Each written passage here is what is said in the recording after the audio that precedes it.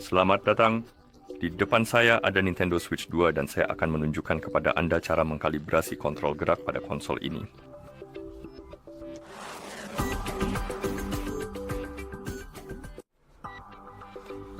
Pertama, perlu membuka pengaturan sistem di konsol kita, dan Anda bisa melakukannya dengan mencari ikon sistem di layar utama, lalu mengetuknya untuk membuka pengaturan sistem.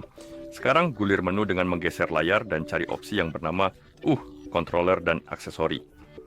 Ketuk opsi ini, dan di sini cari opsi yang bernama kalibrasi kontrol gerak, lalu ketuk opsi tersebut. Dan kita memiliki dua pilihan.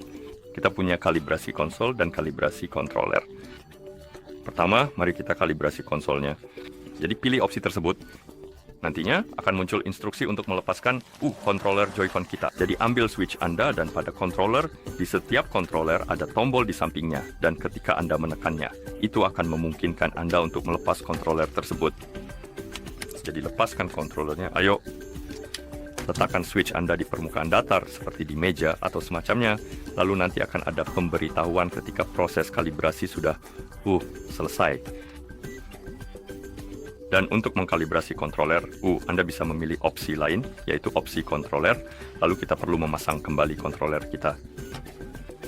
Dan yang perlu kita lakukan adalah menahan tombol minus atau tombol plus pada controller yang ingin kita kalibrasi. Tahan terus beberapa saat, jangan dilepas dulu, lalu ternyata kita perlu melepasnya. Abaikan saja, tidak perlu memasangnya kembali. Lepas kontrolernya, lalu tekan tombol minus atau plus, tergantung kontroler yang ingin Anda kalibrasi.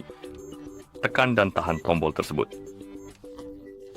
Lalu kita perlu meletakkannya di permukaan datar dan akan muncul tulisan kalibrasi selesai setelah prosesnya selesai.